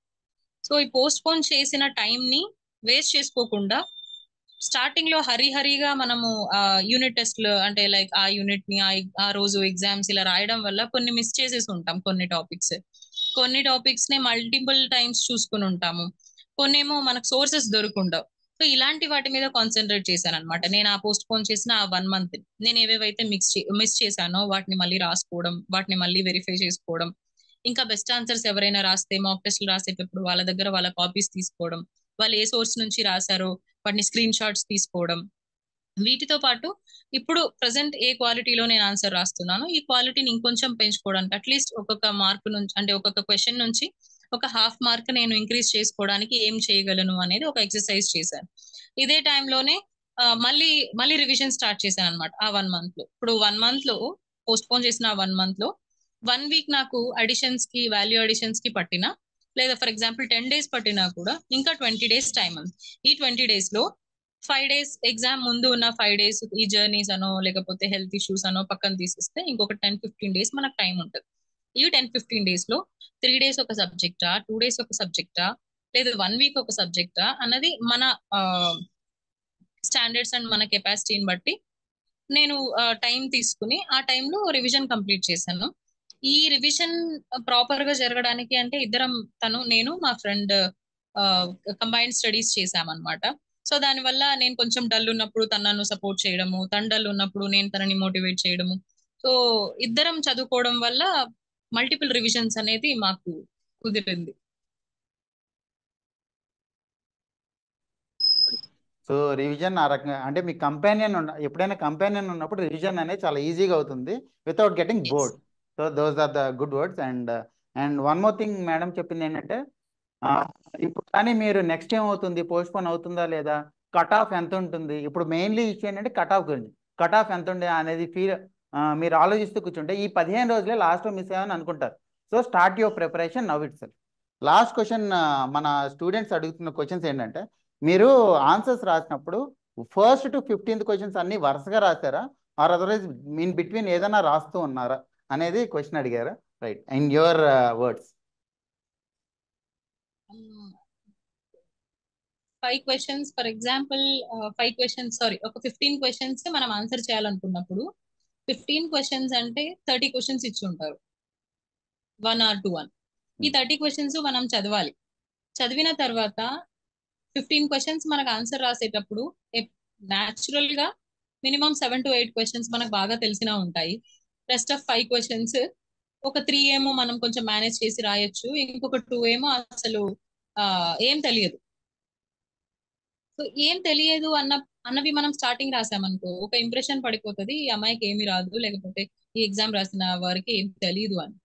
ఒకవేళ 15 క్వశ్చన్స్ కూడా పర్లేదు, అన్ని అంతే ఉన్నాయి, నాకు ఏది బెస్ట్ రాదు అలాగని ఏది వర్స్ట్ లేదు, సో సేమ్ ఏది రాసినా నేను అంతే ఆన్సర్ రాయగలుగుతాను అనుకున్నప్పుడు టైం వేస్ట్ చేసుకోకుండా 1 2 3 4 5 అని స్టార్ట్ చేయొచ్చు. అలా కాకుండా నాకు 5 బాగా తెలుసు, మిగతావి కొంచెం మేనేజ్ చేయాలి, కొంచెం ఆలోచించాలి, కొంచెం టైం పడుతుంది అనుకున్నప్పుడు బెటర్ మీకు తెలిసినవి ఫస్ట్ రాయండి. కానీ ఇక్కడ కూడా జరిగే మిస్టేక్ ఏంటంటే తెలిసిన ఫస్ట్ రాసినప్పుడు పేపర్ ఎక్సీడ్ అయిపోతూ ఉంటుంది, 2 3 4 పేజెస్ వరకు కూడా అవ్వచ్చు. అలా కాకుండా మీరు మైండ్ లో ముందే ఫిక్స్ అయిపోయి తెలిసిన ఆన్సర్ కూడా ఇక్కడ ఫుల్ స్టాప్ కామా పెట్టడం చాలా ఈజీ, ఫుల్ స్టాప్ పెట్టడం చాలా కష్టం. సో ఎక్కడ కామా పెట్టాలి, ఎక్కడ ఫుల్ స్టాప్ పెట్టాలి అనేది తెలుసుకోవాలి. సో అది అలా కొంచెం మనం ముందే ట్యూన్ అయిపోయి ఉంటే ప్రతిదీ ఆన్సర్ చేయడం ఈజీ అవుతుంది. కానీ ఇంకొకటి ఏంటంటే మెయిన్ ఎగ్జామ్ రాసేటప్పుడు బుక్లెట్ ఇస్తారు క్వశ్చన్స్ కి. ఏ బుక్లెట్ లో ఏ క్వశ్చన్ ఉంది అని మనం లాస్ట్ మూమెంట్ కి మర్చిపోతాం. మనము ఇక్కడ 3rd క్వశ్చన్ రాసి ఉంటాము, తర్వాత 11th క్వశ్చన్ రాసి ఉంటాము, తర్వాత 15th క్వశ్చన్ రాసి ఉంటాము, లేదా 6th క్వశ్చన్ రాసి ఉంటాం. వీటికి మనం పేజెస్ తిప్పుకుని ఏ క్వశ్చన్ రాసాము, ఏది మిస్ చేసాము అని చూసుకునేంత టైం కూడా ఉండదు మనకి ఎగ్జామ్ హాల్లో. ఇవన్నీ అలవాటు పడాలి అంటే ఖచ్చితంగా మార్క్స్ రాయాల్సిందే. ఓకే, ప్రాక్టీస్ మీరు మార్క్స్ రాశారు, డైలీ ఆన్సర్స్ రాశారు. మెయిన్ ఏంటంటే మీరే చెప్పారు మనకి మొత్తం పోర్షన్ కవర్ అవ్వకపోవచ్చు, కానీ నేనైతే కవర్ చేస్తున్నాను. అంటే ఎంతైతే కవర్ చేస్తుందో నేను ప్రాక్టీస్ చేస్తున్నాను. 2 క్వశ్చన్స్ ఇక్కడ. ఒకటి, మీరు కరెంట్ అఫైర్స్ ఎలా అప్డేట్ చేసుకునే వాళ్ళు. రెండోది, ఏదైతే మిగిలిపోయిన పోర్షన్ ఉందో ఎలా రివైజ్ చేసేవారు. ఈ రెండు చెప్తే I think that will be helpful. Current affairs starting day 1 నుంచి ఎవ్రీ మంత్ కొన్ని మ్యాగజైన్స్ చదివేదాన్ని. అంటే అవి కోట్ చేయొచ్చో లేదో. సో ఆ మ్యాగజైన్స్ ఎవ్రీ మంత్, ఇప్పుడు జూన్ మంత్ లో జూన్ మ్యాగజైన్ వస్తుంది, అది నేను చదివేస్తాను. ఆబ్వియస్లీ జూలై కల్లా అది మర్చిపోతాం. జూలైకి ఇంకొక మ్యాగజైన్ వస్తుంది, అది కూడా చదివేస్తాం. నెక్స్ట్ మంత్ వచ్చేసరికి ఏం గుర్తుండదు మనకు, కానీ చదివేదాన్ని. ఎక్కడో చదివినట్టు, ఏదో విన్నట్టు, సమ్ ఫెమిలియర్ అని అనిపిస్తుంది మనకు. డైలీ న్యూస్ పేపర్ చదివాను. సో న్యూస్ పేపర్ చదువుతూ ఉన్నప్పుడు ఎడిటోరియల్ కన్ఫర్మ్ గా చదువుతాను. ఈ ఎడిటోరియల్ చదివి ఏం ఎడిటోరియల్ లో వచ్చింది, అక్కడ ఎక్కడో ఒక లైన్ ఇచ్చి ఉంటాడు, యుఎన్ఓ ఇలా చెప్పింది, యావరేజ్ ఏజ్ ఇదని చెప్పింది, లేకపోతే సమ్ ఇండెక్స్ గురించి చెప్పింది, ఆమ్నెస్టీ ఇంటర్నేషనల్ ఒక ఇండెక్స్ ఇస్తుంది. సో ఆ ఇండెక్స్ నుంచి ఇండియా టాప్ ఉంటుందో లేకపోతే లీస్ట్ ఉంటుందా, దాని నెంబర్ ఎంత అనేది అక్కడ నేను నోట్ చేసుకునేదాన్ని. కరెంట్ అఫైర్స్ కోసం ఒక సపరేట్ బుక్ పెట్టుకుని ఎవ్రీడే కరెంట్ అఫైర్ నాకు ఇంపార్టెంట్ అనిపించింది, నాకు నచ్చిన కొటేషన్ ఉన్నా ఏదున్నా నేను రాసుకునేదాన్ని. ఇలా 1.5 year రాశాను. 1.5 year రాసిందంతా కూడా మెయిన్స్ ఎగ్జామ్ ముందు 2 నోట్స్ అంటే 2 నోట్బుక్స్ అయ్యాయి. 2 నోట్స్ లో మళ్ళీ వెరిఫై చేసి వాటిలో నుంచి నాకు ఏది ఇంపార్టెంట్ అనుకున్నది నేను మళ్ళీ నా షార్ట్ నోట్స్ లోకి యాడ్ చేసుకున్నాను. లైక్ ఇప్పుడు ఎకానమీ ఇంపార్టెంట్, ఎకానమీకి సంబంధించి రాశాను, దీన్ని మళ్ళీ నేను ఎకానమీ నోట్స్ లోకి రాసుకోవాలి, లేదంటే ఇక్కడ రాసింది ఇక్కడతోనే ఆగిపోతుంది, మర్చిపోతాను. సో ఇలా చేశాను. ఇవి కాకుండా నేను 12 months 1 year అంటే 12 months సంబంధించిన మ్యాగజైన్స్ ఉంటాయి, నేను ఆల్రెడీ చదివి పెట్టుంటాను. వాటిని నేను మళ్ళీ చదువుకుని రాసుకున్నాను, మళ్ళీ షార్ట్ నోట్స్ లాగా, మళ్ళీ వాల్యూ ఎడిషన్స్ అలాగా. దెన్ ఇద్దరు కంపానియన్స్ ఉండడం వల్ల 6 months తను చదవడం, 6 months నేను చదవడం, నేను నోట్స్ రాయడం, తన నోట్స్ రాయడం, ఇద్దరు నోట్స్ తీసుకెళ్లి జిరాక్స్ చేసుకుని మళ్ళీ ఇద్దరం షేర్ చేసుకోవడం. సో ఇలా చేసాం. ఎక్కువ సబ్జెక్ట్ అనేది ఇలా కవర్ అయింది. Okay, sharing is caring. Okay, right. Now mainly lastly మీరు ప్రిపేర్ అయ్యేటప్పుడు కరెంట్ అఫైర్స్ ఎలా ప్రిపేర్ అయ్యంటే, మేడం చెప్పారు ఫస్ట్లోనే ఆవిడ నోట్స్ అనేది పేపర్స్లో చేసుకునేవాళ్ళు. అండ్ కరెంట్ అఫైర్స్ అని ఇప్పుడు ఏం చెప్పారు, నోట్స్ తర్వాత స్పెసిఫిక్గా కరెంట్ అఫైర్స్ రాసుకుని ఆ పర్టికులర్ సబ్జెక్ట్లో యాడ్ చేసుకునేవాళ్ళు. So that is the way to prepare current affairs subject wise. Okay, so lastly mainly మొత్తం ప్రిపరేషన్లో నెక్స్ట్ 3 to 4 months ఉంది. ఐ హోప్ స్టూడెంట్స్ అందరూ ఆన్సర్ చేసాము. యా, సో మెయిన్లీ మీకు స్టూడెంట్స్కి చెప్పేది ఏంటి అంటే, ఈ 3-4 monthsలో మీరు క్లియర్గా చెప్పారు, ఈ 3-4 months ఇంకేమీ మీరు చూడకూడదు, కంప్లీట్గా దీనికి డెడికేటెడ్ అయి ఉండాలి. ఫ్యామిలీ కాదు, వర్క్ కాదు, ఏది కాదు, కంప్లీట్గా దీనికి డెడికేటెడ్ అయి ఉండాలి. బట్ ఇప్పుడు చూస్తే మీరు ఇది ఎలక్షన్ టైం ఉంది మధ్యలో. సో ఎంప్లాయీస్కి కానీ స్టూడెంట్స్కి కానీ ఈ టైంలో డిస్ట్రాక్ట్ అవ్వకుండా ఏం చెప్తారు మీరు? అది అన్ఫార్చునేట్ అన్నమాట. ఎందుకంటే ఎలక్షన్ టైంలో ఖచ్చితంగా మళ్ళీ బ్యాక్ టు వర్క్ అనేది ఉంటది. Because election is also more important. Present being an administration department, I have to tell this. అయితే ఇంకా అక్కడ మన పర్సనల్ లైఫా ప్రొఫెషనల్ లైఫా అని చూస్ చేసుకోలేం. That depends on individual. మనము ఒక డేర్ స్టెప్ అనేది తీసుకోవాలి. Either go back to work లేకపోతే టు స్టే టు స్టడీనా అనేది మనం డిసైడ్ చేసుకోవాలి, అంతే తప్పదు. వన్స్ జాబ్ చేస్తూ చదవడం అన్నది నా ఓరియంటేషన్ లో అయితే మేనేజ్ చేయలేము. Both are important. ఉన్నది 24 hours. వర్క్ చేస్తున్న వాళ్ళకి ఏమి 48 hours ఉండదు. సో ఆ 24 hours లోనే వర్క్ చేయాలి, చదువుకోవాలి, ప్లస్ మిగతా అన్ని పనులు ఉంటాయి. కాబట్టి కొంచెం కష్టంగా, చాలా కష్టంగా ఉంటుంది, కొంచెం కూడా కాదు. లేదు, ఈ 3-4 months ని మనం యూజ్ చేసుకోవాలి అని అనుకునే వాళ్ళకి నేను ఇచ్చే సజెషన్ ఏంటి అంటే, ఏదైనా జరగనివ్వండి, కొంచెం మొండిగా రైట్, ఈ 3 months నేను దీని మీదనే ఫోకస్ చేస్తాను, ఇంకేది పట్టించుకోను, మంచి జరిగినా పట్టించుకోను, చెడు జరిగినా పట్టించుకోను అని కొంచెం ఎందుకంటే 3 months తర్వాత మంచి పొజిషన్ లో మీరు వస్తే అన్ని సెట్ అయిపోతాయి. ఇదే 3 months ఆలోచించుకుంటూ ప్రెషర్ తెచ్చుకుంటూ మనల్ని మనమే డిప్రెస్ చేసుకుంటూ ఉంటే 3 months తర్వాత కూడా డిప్రెషన్ లోనే ఉంటాం. సో 3 months తర్వాత మనం ఎలా ఉండాలి అన్నది ఈ రోజు చేసే మన పని మీద డిపెండ్ అయి ఉంటది. సో ఆఫ్టర్ 3 months మీకు హ్యాపీగా ఉండాలి, మంచి పొజిషన్ లో ఉండాలి, మీరు అనుకున్న గోల్ రీచ్ అవ్వాలి అనుకుంటే ఈ 3 months ఎంత కష్టమైనా పడడానికి రెడీగా ఉండండి. నేను చదువుకునేటప్పుడు అయితే ఒక్కొక్కసారి ఎర్లీ మార్నింగ్ 4-5 అయిపోయేది. 6 o'clock ఒకేసారి వెళ్ళి టీ తాగేసి వచ్చి మళ్ళీ చదువుకునేవాళ్ళు. సో ఏడుపు వచ్చేది అప్పుడు, అరే సిలబస్ కవర్ చేయలేకపోతున్నాము, మాకు వస్తుందా సర్వీస్, ఇంత అసలు అంటే లెక్క చూసుకుంటే 13 డీసీలు మాత్రమే ఉన్నాయి, అందులో మేము ఉంటామా, పోనీ డిఎస్పీ అయినా వస్తుందా, మళ్ళీ యూనిఫామ్ వేసుకోవాలా, లేదు లాస్ట్ కి ఎంపీడీఓ వస్తుందా, ఎలా చేయాలి, అప్పుడు ఎస్ఐకి వెళ్ళాలా, ఎంపీడీఓకి వెళ్ళాలా, అంటే రకరకాల కన్ఫ్యూజన్స్ మనకు ఉంటాయి. అయితే ఓకే, మనం తర్వాత ఏం చేయలేం. వన్స్ రిజల్ట్స్ వచ్చిన తర్వాత మనం ఎక్కడ ఉంటామా, వచ్చిన తర్వాత మళ్ళీ ఏం మారదు. ఏదైనా మార్చుకోవాలంటే రిజల్ట్ ముందు వరకు, ఎగ్జామినేషన్ ముందు వరకునే మార్చుకోగలం. సో ట్రై హార్డ్ వర్క్ చేయండి, హెల్త్ జాగ్రత్తగా చూసుకోండి, ఒక షెడ్యూల్ ప్రకారం చదవండి. డిస్ట్రాక్షన్స్ అందరికీ ఉంటాయి. మనము డీవియేట్ అవ్వడం ఇంపార్టెంట్ కాదు. ఒకవేళ డీవియేట్ అయినా కూడా మళ్ళీ బ్యాక్ టు స్టడీస్ అనేది ఎంత త్వరగా వచ్చామన్నది ఇంపార్టెంట్.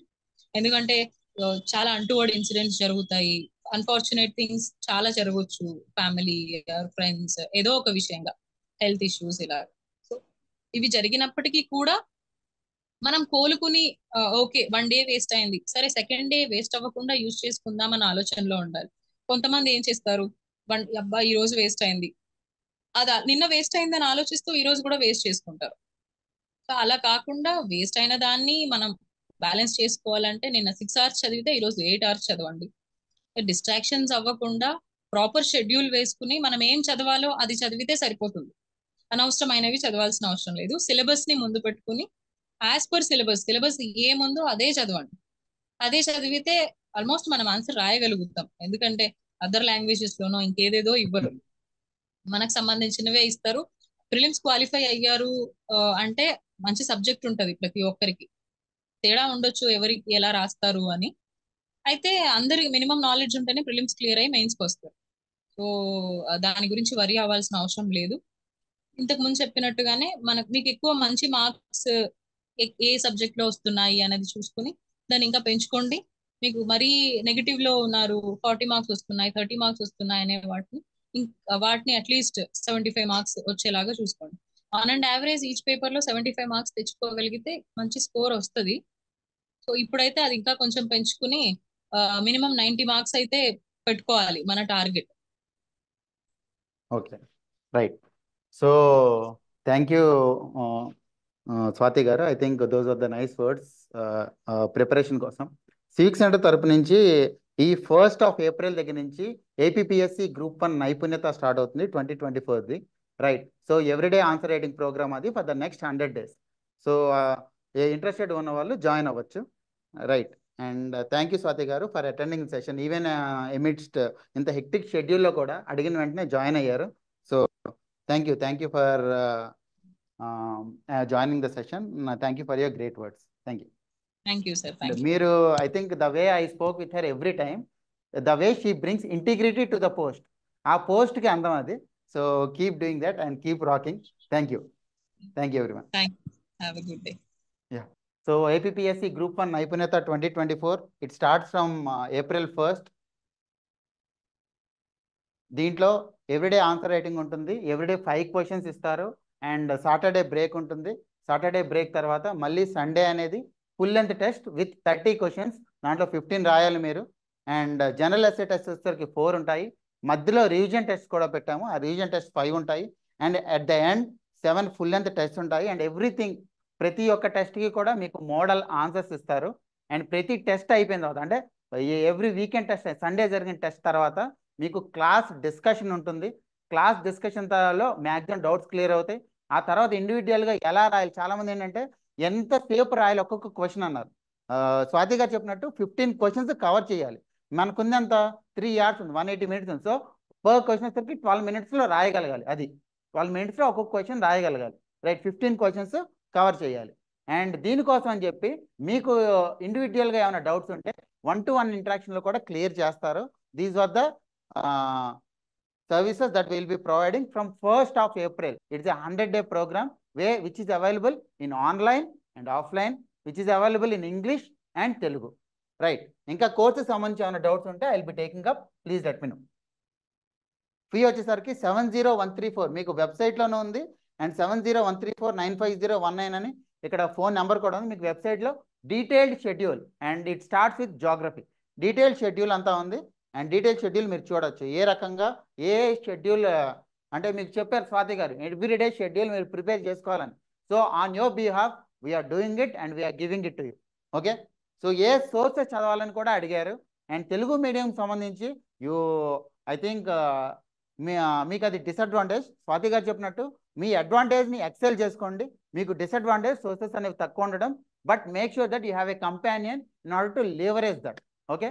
ఏదైతే ఉందో మీకు కొంచెం తగ్గించడానికి అది కంపానియన్ని చూడండి. And discuss more only in your free time, అంతే తప్ప డిస్కషన్ కంప్లీట్గా చూడకండి. మీరు చదవండి, డిస్కషన్ అనేది హెల్ప్ అవ్వాలి. It is a supplementary process, okay. So everything is covered in this course and I hope you register for this course starting from 1st of April 2024. Possible cut off, do not think of, మేము already release చేసాం possible cut off. 48 to 52 ఉన్న వాళ్ళు సేఫ్లో, అంటే above 52 ఉన్న వాళ్ళు ఖచ్చితంగా safe. 48 to 52 రేంజ్లో cut off ఉండొచ్చు. 48 కంటే తక్కువ ఉన్నారు, కట్ ఆఫ్ అనేది కొంచెం తక్కువ, అంటే కొంచెం మేబీ ఛాన్సెస్ అనేవి తక్కువ అవ్వచ్చు. మేము ఆల్రెడీ అది రిలీజ్ చేసాము. సో కట్ ఆఫ్ గురించి వరీ కాకండి. స్వాతి గారు క్లియర్గా చెప్పారు, మీరు ఇప్పుడు ఏదైతే టైం వేస్ట్ చేస్తారో ఈ 5 days, ఆ లాస్ట్ 5 days ఇంకొక 5 days ఉంటే బాగుండేది అని మీరు రిగ్రెట్ ఫీల్ అవ్వకూడదు. So take a decision and bear the consequence. ఇప్పుడు ప్రిపేర్ అయితే నెక్స్ట్ నోటిఫికేషన్ కన్నా హెల్ప్ అవుతుంది, okay. So start your preparation. Thank you for attending the session. Hope this session is useful, okay. ప్రతి ఒక్క point చాలా మంచి points చెప్పారు. ఏంటిది, ఫస్ట్ హిస్టరీకి సంబంధించి మీరు పాయింట్స్ కంట్రోల్ చేయాలి అంటే ఏం చేయాలి, మేక్ షూర్ మీ ఇంట్రడక్షన్ అనేది కంటెక్స్ట్ పరంగా ఇవ్వాలి. ఎక్కువ మంది ట్రావెలర్స్ని కానీ పోయెట్స్ని కానీ వీళ్ళందరినీ కోట్ చేస్తూ రాయండి. అండ్ కన్క్లూజన్ వచ్చేసరికి కరెంట్ కంటెక్స్ట్తో లింక్ చేయండి. And what we say everyday in class. And then ఏంటిది ఎకానమీకి సంబంధించి. స్టాటిక్లో నేను స్ట్రాంగ్, స్టాటిక్లో స్కోర్ చేసుకుంటా, డైనమిక్లో స్కోర్ చేయాలంటే కుదరదు. ఆన్ ఎన్ యావరేజ్ 75 రావాలి. And one of the paper మీరు చాలా ఎక్సెల్ కావాలి. సో ఎకానమీ సంబంధించి ఎవ్రీ టాపిక్ తీసుకోండి, దాని యొక్క అడ్వాంటేజెస్ ఏంటి, డిసడ్వాంటేజెస్ ఏంటి, కాజెస్ ఏంటి, కాన్సిక్వెన్సెస్ ఏంటి, అండ్ కరెంట్ అఫైర్స్ ఏంటి, ప్రతి ఒక్క టాపిక్ మీద మీరు నోట్స్, మీకు సంబంధించిన నోట్స్ ప్రిపేర్ చేసుకోండి. అండ్ చాలామంది అడిగారు, ఒకరిద్దరు అడిగారు నోట్స్ ఏ రకంగా ఉండాలి అని. నోట్స్ ఏ రకంగా ఉండాలి, జస్ట్ మీకు ఒక పదం చూస్తే ఒక పేజీ రాయగలిగే అంత ఉండాలి. సో అంత క్లియర్గా అంటే క్రిస్పీగా నోట్స్ ఉండాలి, ఎక్కువ కంటెంట్ ఉండాలి. So that revision will be easy. Okay right. ఇంకేం చెప్పారు స్వాతి గారు? అండ్ గ్రాంధిక భాషకు వెళ్ళకండి, వ్యావహారిక భాషలో మనం ఏదైతే మాట్లాడుకుంటున్నామో ఇంగ్లీష్ పదాలు వస్తున్నాయో దాంతోనే రాయండి. ఎక్కువ పదాల మీద కాన్సన్ట్రేట్ చేయకండి, కంటెంట్ మీద కాన్సన్ట్రేట్ చేయండి. రైట్. సో ఈ 3 months ఏ విధంగా ప్రిపేర్ అవ్వాలి? Make sure you put everything on it and prepare in this 3 months. Okay. ఇంకా ఏమైనా డౌట్స్ ఉంటే అడగండి, ఆర్ అదర్వైజ్ ఈచ్ టాపిక్కి నోట్స్ అంటే నోట్స్ చేసుకుంటే అంతకు మించి ఏముంది. If at all you can, ఎందుకంటే ఒక్కొక్క దానికి ఎక్కువ టైం ఇవ్వకండి. ప్రతి దానికి ఇప్పుడు నోట్స్ స్టార్ట్ చేసుకుంటే ఈచ్ టాపిక్ సంబంధించి make sure you ended by mid May కల్లా మీరు ప్రతిదీ నోట్స్ కంప్లీట్ చేసేసుకోవాలి. ఆ తర్వాత మీరు మొత్తం అంతా కూడా రాయడం ప్రాక్టీస్ చేయాలి. అండ్ ఆల్రెడీ చెప్పారు, రోజు ప్రాక్టీస్ చేస్తుండే. ఫస్ట్లో రాసేటప్పుడు ఓన్లీ 3 questions రాసేవారు, లాస్ట్లో 15 questions రాయగలిగారు. ఓకే. సో మొత్తం క్వశ్చన్స్ అన్ని రాయాలంటే you need to have practice makes man perfect. Thank you. ఇంకేమైనా క్వశ్చన్స్ ఏమైనా ఉంటే అడగండి, or otherwise possible cut off గురించి అసలు ఆలోచించకండి. మీకు కానీ మీరు బాగా రాశారు, కట్ ఆఫ్ అనేది ఖచ్చితంగా క్లియర్ చేస్తానంటే start your preparation. Maximum 1 month prepare అవుతారు, ఈ లోపు రిజల్ట్ వస్తుంది. ఓకే. సో దాని గురించి ఆలోచిస్తూ టైం వేస్ట్ చేయకండి. సో ఐ హోప్ ఏం క్వశ్చన్స్ లేవు ఇంకా. Okay. Yeah, thank you for attending the session and making it A success. Swathi గారు మళ్ళీ మీతో ఇంటరాక్ట్ అవుతారు. తెలుగు అకాడమీ బుక్స్ 2 ఉన్నాయి. ఒకటి BA సెకండ్ ఇయర్ సంబంధించి బుక్స్ ఉన్నాయి, అంటే BA బుక్స్ ఉన్నాయి BA సంబంధించి. అండ్ కొన్ని ఆస్పెక్ట్స్ మీకు చూస్తే హిస్టరీకి సంబంధించి తెలంగాణ తెలుగు అకాడమీ బుక్స్ మీకు యూజ్ అవుతాయి హిస్టరీకి సంబంధించి. అలాగే Telugu academy books whenever they are there, make sure you use it, Telugu వాళ్ళు. ఓకే. BA హిస్టరీకి సంబంధించి బుక్స్, BA డిఫరెంట్ సెమిస్టర్స్లో బుక్స్ ఉంటాయి, ఆ బుక్స్ యూజ్ చేయండి. అండ్ ఇక్కడ దొరికే తెలంగాణవి తెలుగు మీడియం బుక్స్ ప్రతి ఒక్క దానికి రిలీజ్ చేసి, ఇంక్లూడింగ్ సైన్స్ అండ్ టెక్నాలజీ, అవి యూజ్ చేసుకోండి. Complex enough like actual papers. First thing sir, yeah, daily test evaluation ఉండదు, ఓన్లీ వీకెండ్ టెస్ట్ ఎవాల్యుయేషన్ ఉంటుంది. కాంప్లెక్స్ అంటే సింపుల్ థింగ్, స్వాతి గారు చెప్పారు, క్వశ్చన్స్ ఎప్పుడు కూడా కాంప్లెక్స్గా ఇవ్వరు ఎక్కడా కూడా. జస్ట్ శాతవాహన కాలంలో అగ్రేరియన్ సిస్టమ్ ఎలా ఉంటుందని ఇస్తారు. మనం రాసే ఆన్సర్ డైనమిక్గా ఉండాలి. క్వశ్చన్స్ ఎప్పుడు స్టాటిక్గానే జనరలిస్టిక్గానే ఉంటాయి, మనం రాసే ఆన్సర్స్ డైనమిక్గా ఉండాలి. Okay right. వైజాగ్ నుంచి హైదరాబాద్ షిఫ్ట్ అవ్వక్కర్లేదు. వైజాగ్లో కూడా మన బ్రాంచ్ ఉంది. వైజాగ్లో కూడా రేపు కృష్ణమూర్తి గారి సెషన్ ఉంది, డూ అటెండ్ ఇట్. వాళ్ళకి డైరెక్ట్గా మీరు ఇంటరాక్ట్ అవ్వచ్చు, కొన్ని టిప్స్ తీసుకోవచ్చు. వైజాగ్లో కూడా ఈ టెస్ట్ సిరీస్ అనేది జరుగుతుంది. డైలీ టెస్ట్ మోడల్ ఆన్సర్స్ ఉంటాయి, డైలీ టెస్ట్కి ఉంటాయి. జస్ట్ కరెక్షన్ ఉండదు డైలీది, ఓన్లీ వీకెండ్ మాత్రమే కరెక్షన్ ఉంటుంది. Weekend SA, revision and full లెంగ్త్వి కరెక్షన్ చేస్తారు. ఓకే. ఇంకా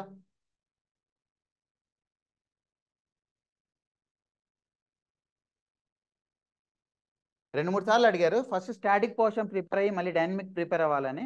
లేదు, డైనమిక్ ఎప్పటికప్పుడు ప్రిపేర్ అవ్వాలి. మీరు ఎప్పుడైతే ప్రిపేర్ అయ్యారో అప్పుడు మీ నోట్స్లో ఎడిషన్ చేసుకుంటూ ఉండాలి. ఓకే. అండ్ మీరు మెయిన్స్కి ప్రిపేర్ అవుతున్నారు, సో దట్ మీకు ఆల్రెడీ కంటెంట్ నోట్స్ ఉందనే నమ్ముతున్నాను నేను. దానికి మీరు ఎడిషన్స్ చేసుకోవాలి, మళ్ళీ ఫ్రమ్ ద స్క్రాచ్ స్టార్ట్ చేయకండి. Okay, thank you. So the programme starts from 1st of April 2024. Yeah, current రిలేటెడ్గానే ఇస్తాం. డైలీ క్వశ్చన్స్లో మీకు బేసిక్ కాన్సెప్ట్స్ టెస్ట్ చేస్తారు, అండ్ వీకెండ్ టెస్ట్లో కరెంట్ రిలేటెడ్ ఆస్పెక్ట్స్ కూడా టెస్ట్ చేస్తూ అడుగుతారు క్వశ్చన్స్. Okay right. ఇంకేమైనా క్వశ్చన్స్ ఉంటే ఉండండి, and otherwise the session has ended. Thank you for attending the session.